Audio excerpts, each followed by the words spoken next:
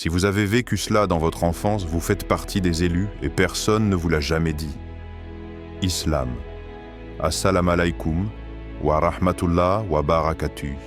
Le silence d'une enfance différente. As-tu déjà eu l'impression d'être différent depuis l'enfance? Pas bizarre, pas moins que les autres, mais comme si ton âme avait déjà vu quelque chose, comme si tu portais une lumière que personne ne remarquait. Et si cette douleur, cette solitude, était en réalité un signe, un appel, un choix divin. Et ton Seigneur crée ce qu'il veut et choisit. Il ne leur appartient pas de choisir. Sourate Al-Qasas, verset 68. L'enfance de l'âme sensible. Il y a des enfants qui naissent différents. Ils ne crient pas plus fort que les autres. Ils écoutent. Leur cœur vibre comme une corde tendue entre le ciel et la terre. Ils ne savent pas pourquoi les larmes viennent facilement. Pourquoi une feuille qui tombe les attriste. Pourquoi le regard d'un animal blessé les empêche de dormir. Ce ne sont pas des enfants faibles, ce sont des enfants profonds. Leur âme perçoit ce que les yeux ne voient pas et ce que les adultes oublient depuis longtemps. Ils ressentent la douleur de la vie, même quand elle ne parle pas. Dans un village reculé, vivait un garçon silencieux. Chaque fois qu'un insecte était écrasé, il avait le cœur serré. À l'école, il était moqué, trop calme, trop doux. On l'appelait le fragile. Mais lui, il avait une force invisible. Un jour, il trouva un oiseau blessé au bord d'un chemin poussiéreux. Il n'avait rien, ni médicaments, ni cage, juste ses mains et son cœur. Il resta 3 jours avec lui, veillant, nourrissant, priant. Puis l'oiseau s'envola. Et ce jour-là, le garçon comprit. Il ne faisait pas ça par faiblesse. C'était sa mission. Ainsi, il y a des âmes choisies dès l'enfance pour aimer plus profondément, pleurer plus sincèrement et porter une lumière que d'autres n'ont pas encore vue. Comme le dit ce passage du Coran, puissant et doux à la fois, ceux qui croient et font de bonnes œuvres, ceux-là sont les meilleurs de la création. Sourate Al-Bayyina, verset 7. Et toi, as-tu déjà été blessé pour avoir trop ressenti? T'a-t-on dit que ton cœur était trop tendre? Et si c'était exactement ce qu'Allah voulait pour toi? Pas une faiblesse, mais une preuve que tu es préparé pour porter ce que les autres ne pourraient jamais comprendre. Il est temps de ne plus cacher ta lumière. Les âmes sensibles sont les jardiniers secrets de la miséricorde divine, et peut-être que ton cœur est le plus bel outil qu'Allah ait façonné. Deuxième, l'épreuve du rejet. Il y a une douleur silencieuse qui marque les êtres les plus lumineux. Ce n'est pas la solitude, ce n'est pas le doute, c'est le rejet. Tu entres dans une pièce et tout s'arrête. Pas parce que tu déranges, mais parce que quelque chose en toi dérange ceux qui ne veulent pas voir. Tu ne fais rien d'étrange. Tu es toi, mais trop silencieux, trop réfléchi, trop différent. Et le monde, souvent, n'aime pas ce qui ne rentre pas dans ces cases. Il y avait cette jeune fille, transférée d'école en école. On disait qu'elle était bizarre, trop calme, trop sérieuse. Elle ne savait pas se fondre dans les jeux des autres. Alors elle regardait par la fenêtre, en silence. Elle observait le vent dans les feuilles, les oiseaux qui partaient de seuls. Un jour, à 17 ans, elle ouvrit le Coran et elle pleura. Pas parce qu'elle comprenait tout, mais parce que, enfin, quelqu'un semblait l'avoir attendue. Elle dit « Je n'étais pas perdue, j'étais cachée. » Et en vérité, combien d'âmes Allah a-t-il choisi, non pas pour être vues, mais pour être formées dans l'ombre, car c'est dans les blessures secrètes que naissent les plus grandes forces. Le Coran le rappelle avec justesse, presque comme une caresse dans la douleur. Ainsi avons-nous assigné à chaque prophète un ennemi parmi les criminels. Mais ton Seigneur suffit comme guide et comme support. Sourate Al-Furqan, verset 31. Et toi, combien de fois as-tu cru que le rejet venait d'un manque en toi, alors qu'en vérité, c'était une protection divine? Combien de liens arrachés ont été des réponses à des prières silencieuses? Combien de départs t'ont sauvé sans que tu le saches? Ne maudis pas ceux qui ne t'ont pas compris. Ils n'étaient pas censés voir la lumière que tu portes. Car parfois, Allah te cache, jusqu'au jour où ta lumière devient indispensable. Troisième, les conversations secrètes avec Allah. Il y a des paroles qui ne sortent jamais de la bouche. Elles vivent dans les soupirs, dans les silences prolongés, dans les regards fixés vers le ciel noir. Ce sont des prières que l'âme murmure quand personne ne l'écoute. Les enfants choisis parlent souvent seuls. Mais ce n'est pas de la solitude, c'est de la présence. Ils parlent à Allah, même sans s'en rendre compte. Quand ils posent leur front sur le sol sans savoir pourquoi. Quand ils serrent leur coussin mouillé de larmes et qu'ils disent « Aide-moi », même s'ils ne savent pas à qui ils parlent. Il y avait ce jeune orphelin. Chaque nuit, il dormait avec un vieux Coran contre lui. Il ne savait pas lire l'arabe. Mais il posait sa main sur les pages ouvertes et chuchotait « Ya Allah, je ne sais pas te lire, mais toi, tu sais me comprendre. » C'était sa prière. Pas de mots savants, pas de longues invocations, seulement une confiance pure, une certitude que quelqu'un l'écoutait. Et toi, combien de fois as-tu parlé à Allah sans même prononcer son nom? Combien de fois as-tu pleuré sans raison et au fond de toi quelque chose te disait « Tu n'es pas seul ». Dans le Coran, Allah répond à ces âmes silencieuses avec une tendresse infinie. Et quand mes serviteurs t'interrogent sur moi, alors je suis tout proche. Je réponds à l'appel de celui qui m'invoque. Sourate Al-Baqarah, verset 186. Réfléchis. As-tu vu les signes dans ton silence? Une étoile plus brillante qu'une autre? Un mot tombé d'un livre au bon moment? Une paix soudaine au milieu du chaos? Ce sont ses réponses. Elle ne crie pas, elle ne force rien. Elle murmure, comme le vent dans les feuilles, comme une main invisible sur ton cœur. Car parfois, les plus grandes prières ne sont jamais dites. Elles sont ressenties. Et Allah n'a jamais cessé d'y répondre. Quatrième, une solitude choisie pour te rapprocher. Il y a des silences que personne ne comprend. Tu marches seul, tu t'éloignes des bruits, des foules, et parfois, même de ceux que tu aimes. Non, tu ne fuis pas, tu cherches quelque chose de plus grand que toi, quelque chose que seul le silence peut révéler. On te dit, tu es trop isolé, mais toi, tu sais, au fond, tu sens que ce vide est un rendez-vous, que cette absence du monde est la présence d'Allah qui se prépare. Le prophète Muhammad, paix soit sur lui, avant même de connaître la révélation, avait ce besoin étrange de s'éloigner. Il montait seul dans la grotte de Hira, loin de la ville, loin du bruit, loin des regards. Il y restait des jours, en silence. Personne ne comprenait, mais lui, il pressentait. Ce n'était pas une fuite, c'était une préparation divine, une école cachée entre les murs de pierre et le ciel noir.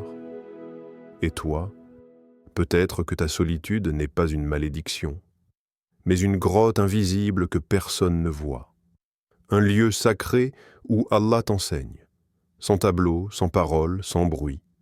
Le Coran l'exprime avec une douceur presque chuchotée.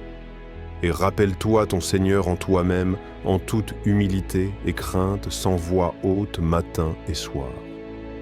Sourate Al-A'raf, verset 205. Alors dis-moi, qu'as-tu découvert dans ton isolement? As-tu entendu en toi des vérités que le monde n'aurait jamais su te dire?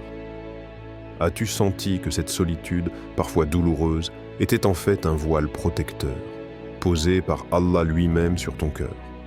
Tu n'étais pas écarté, tu étais réservé. Mis à part pour une mission, un éveil, une lumière à recevoir. Et ce que tu vis seul aujourd'hui fera peut-être un jour briller d'autres âmes autour de toi. Cinquième, la blessure devient lumière. Certaines douleurs ne quittent jamais vraiment l'âme. Elle s'installe dans le silence des souvenirs, dans les nuits sans sommeil, dans les regards qu'on évite. Tu te rappelles d'un cri, d'une gifle, d'un regard vide, d'un abandon que personne n'a vu. Et tu t'es dit, « Pourquoi moi, ya Allah ? Mais si ce n'était pas pour te briser ? Et si ces blessures de l'enfance étaient des portes ouvertes vers une lumière ? Pas une lumière bruyante, mais une lumière intérieure, profonde, silencieuse, qui fait de toi un être capable de comprendre la douleur des autres. » Il y avait cet homme. Il avait grandi dans la violence. Chez lui, on criait, on frappait, on étouffait. Mais chaque fois qu'il entrait dans la mosquée, il sentait une paix inexplicable. Un parfum de calme que rien au monde ne lui avait jamais donné. Il disait « Le monde m'a frappé, mais Allah m'a caressé. » Et dans cette phrase simple, il y avait une sagesse que même les livres ne peuvent enseigner. Il y a des âmes qui apprennent par la douceur et d'autres par la douleur. Mais les deux sont des chemins vers Allah. Le Coran ne nie pas la douleur, mais il la transfigure. Il l'enveloppe dans une promesse. Il y a certes, après la difficulté, une facilité. Sourate Ash-Shar, verset 6. Alors pose-toi cette question. As-tu caché tes blessures par honte ? As-tu tenté de les oublier comme on efface un tableau trop sombre ? Et si ces cicatrices étaient en réalité les sceaux de ton élection divine, comme des empreintes laissées par Allah pour dire au monde « Celui-là, je l'ai façonné avec mes épreuves. N'aie pas honte de tes douleurs, elles sont des preuves que tu as survécues, et que malgré tout, tu portes encore de la lumière. » 6. L'appel invisible. Il y a un moment où l'on ne sait plus vraiment ce que l'on cherche, mais on sent qu'on ne peut plus rester comme avant. Quelque chose bouge en toi, discrètement, comme un frisson au fond de l'âme, comme un oiseau invisible qui bat des ailes dans ta poitrine. Tu continues ta vie, mais tout te semble différent. Les mots que tu entends te paraissent vides, les regards autour de toi t'ennuient. Le monde te parle, mais ton cœur cherche autre chose. Et un jour, tu entends un verset, un seul, et tout s'arrête. Tu pleures. Tu ne sais même pas pourquoi, mais tu comprends. Quelqu'un m'a appelé. C'est l'histoire d'un homme, athée depuis toujours. Il avait tout. Argent, amis, liberté. Mais il ressentait un vide, constant. Un soir, il entra par hasard dans une mosquée. Un homme récitait doucement. N'est-ce pas par l'évocation d'Allah que les cœurs se tranquillisent ? Et son cœur se mit à trembler. Il ne savait pas ce que signifiait ce verset, mais il savait que ce verset le connaissait, lui. L'appel invisible, ce n'est pas un son, c'est un souvenir ancien, un écho de l'âme, qui se rappelle d'Allah avant même de l'avoir appris, car il t'appelle sans cesse. Mais c'est quand ton cœur devient silencieux qu'il commence enfin à entendre. As-tu senti cet appel ? Ce moment où tout perd son sens, sauf le besoin de revenir à lui ? As-tu déjà eu cette impression que quelque chose de plus grand t'observait, avec amour, avec patience, en attendant que tu reviennes ? Ce n'est pas un hasard, ce n'est jamais un hasard. C'est Allah qui, depuis toujours, t'attendait. 7. Ceux qui guérissent les autres. Il y a des gens qui te parlent doucement et tu te sens guéri. Ils ne crient pas, ils ne jugent pas, ils ne montrent pas leur science, mais quand ils sont là, tout s'apaise. Ce sont souvent ceux qui ont souffert en silence, qui ont pleuré sans témoin, qui ont demandé à Allah dans des nuits noires « Pourquoi m'as-tu choisi pour tant de douleur ?» Et il a répondu « Non par des mots, mais par une lumière qu'il a mis dans leur cœur. » Une femme avait vécu 1000 épreuves. Elle avait perdu un enfant, puis un mari, puis sa santé. Mais partout où elle allait, elle souriait. Elle écoutait les autres sans jamais parler d'elle-même. Un jour, une jeune fille lui dit « Quand je suis avec toi, j'ai l'impression que la vie est encore belle. » La femme a souri et a murmuré « Quand on a touché le fond, on devient un refuge pour ceux qui tombent. Car Allah façonne les guérisseurs dans les forges de la douleur. Et leur cadeau, c'est cette capacité à aimer même ceux qui ne savent pas aimer.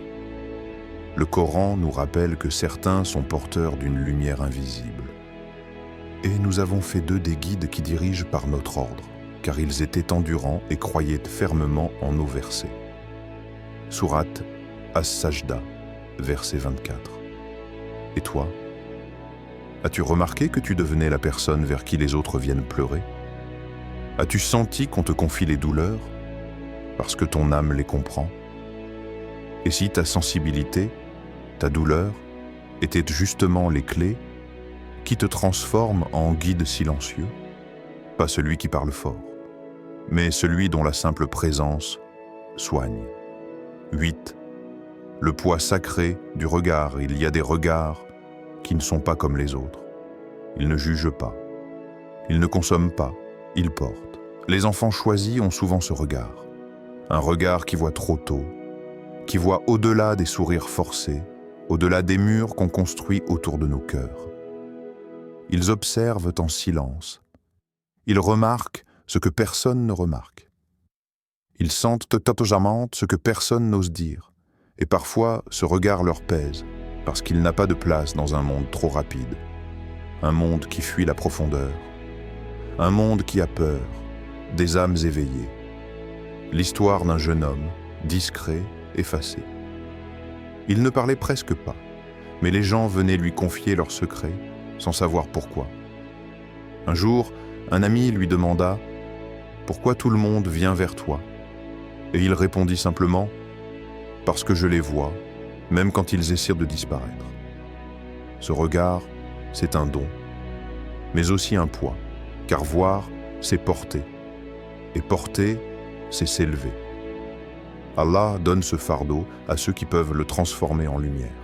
Il dit dans le Coran, « Certes, ce Coran guide vers ce qu'il y a de plus droit et annonce aux croyants qui font de bonnes œuvres qu'ils auront une grande récompense. » Sourate Al-Isra, verset 9. Car voir avec les yeux du cœur, c'est être guidé par ce qui est droit. C'est ne plus se perdre dans les illusions du monde. Et toi, as-tu parfois senti que ton regard dérangeait parce qu'il voyait trop? As-tu déjà perçu une vérité que tu ne pouvais pas expliquer? Et si Allah t'avait confié cette vision, pour que tu deviennes un rappel vivant, une lumière discrète dans l'ombre du monde? 9e. Le secret des âmes élevées. Il y a une lumière en toi qui n'est pas de ce monde. Elle brille même dans les moments les plus sombres. Elle ne fait pas de bruit. Elle ne cherche pas la reconnaissance. Elle éclaire simplement ceux qui croisent ton chemin. Les âmes élevées, celles qu'Allah choisit pour porter sa lumière, ne le savent souvent pas. Elles marchent discrètement parmi les gens, sans se vanter, sans chercher de gloire. Mais leurs actions, leurs regards, leur silence changent des vies. On pourrait les voir comme des âmes fragiles, mais en réalité, elles sont forgées dans le silence divin. Comme une perle cachée dans les profondeurs de l'océan, elles brillent sans être vues. Et c'est là toute leur beauté. Il y avait un homme, un simple fermier. Il n'avait jamais cherché à se faire remarquer. Mais chaque fois qu'il passait près d'un malade, une étrange paix semblait s'installer autour de lui. Les gens venaient au rang vers lui sans savoir pourquoi, et ils repartaient apaisés, comme s'ils avaient trouvé un trésor. Un jour, il confia « Je ne fais rien de spécial. Je laisse simplement Allah faire. C'est ce secret des âmes élevées. Elles laissent Allah être leur guide. Elles s'effacent. Et lui se révèle à travers elles. Allah dit dans le Coran, ceux qui, lorsqu'ils font une œuvre, ne cherchent qu'à plaire à Allah, ceux-là seront les plus honorés auprès de lui. Sourate Al-Bayyina, verset 8. La grandeur des âmes choisies ne réside pas dans ce qu'elles accomplissent pour le monde, mais dans ce qu'elles accomplissent pour Allah. Leurs actions ne cherchent pas à briller, mais elles illuminent tout autour d'elles. Et toi, as-tu déjà eu l'impression que, malgré ta simplicité, Tu faisais une différence dans la vie des autres? As-tu ressenti que ta lumière, même discrète, avait le pouvoir d'apaiser, de réconforter, de guérir? Et si cette lumière venait d'Allah comme un secret précieux que tu portes dans ton cœur sans même le savoir? 10. L'éveil de la vérité cachée. Il arrive un moment où tout prend sens, où les souffrances, les épreuves, les silences se transforment en un savoir ancien. Ce savoir ne vient pas des livres, il vient du cœur, directement de la lumière d'Allah. Tu vois, le chemin de l'âme choisie n'est pas celui que le monde te montre. C'est un chemin caché, un chemin tissé de douleur et de guérison, de solitude et de lumière. Mais chaque étape t'a mené à cette vérité. Tu es précieux aux yeux d'Allah. Les épreuves que tu as traversées, les nuits de doute, les souffrances invisibles, tout cela n'était pas un hasard. C'était une préparation, une purification, une élévation. Tu n'as pas souffert pour rien. Tu n'as pas été rejeté par hasard. Tu n'as pas été seul par simple malchance. Chacune de ces expériences t'a ouvert à quelque chose de plus grand, à un amour pur, divin. Un amour qui ne demande rien en retour. Un amour qui te choisit sans condition. Un homme, longtemps dans le doute, chercha des réponses toute sa vie. Il souffrait de ne pas comprendre pourquoi il avait vécu tout ce qu'il avait vécu. Mais un jour, lors d'une prière, il sentit une paix infinie l'envahir. Une voix intérieure lui dit « Tout ce que tu as vécu t'a conduit ici. Ce n'était pas un fardeau, c'était ma préparation pour toi. » Dans ce moment d'éveil, il comprit. Les blessures de l'âme sont les racines de la sagesse divine. Et celui qui est choisi n'est jamais seul. Allah nous dit dans le Coran, « Ceux qui croient et accomplissent de bonnes œuvres, ils sont les meilleurs de la création. » Sourate Al-Bayyina, verset 7. Alors, pose-toi cette question. As-tu déjà ressenti dans ton cœur cette paix, cette certitude que tout, même les douleurs, t'ont conduit à lui, que tu n'as pas souffert pour rien, mais que chaque épreuve était une préparation divine pour t'élever vers la vérité cachée? Tu es l'élu, tu es celui qu'Allah a choisi pour briller, pour guérir et pour élever l'âme humaine avec sa lumière. Tu n'étais pas oublié, tu étais choisi. Peut-être que personne ne t'a dit que tu étais spécial. Mais Allah, lui, t'a toujours regardé avec amour. Tu n'étais pas invisible, tu étais en formation. Rappelle-toi, les prophètes ont été choisis jeunes. Les bien-aimés d'Allah sont souvent éprouvés dès l'enfance. Pas pour les détruire, mais pour faire d'eux des porteurs de lumière. Ton Seigneur ne t'a ni abandonné ni détesté. Sourate Ad-Duha, verset 3. Si vous avez trouvé cette vidéo utile, n'oubliez pas d'aimer, de partager et de vous abonner. Votre soutien aide beaucoup à diffuser le message et à développer cette communauté. Barak, Allahu fikoum.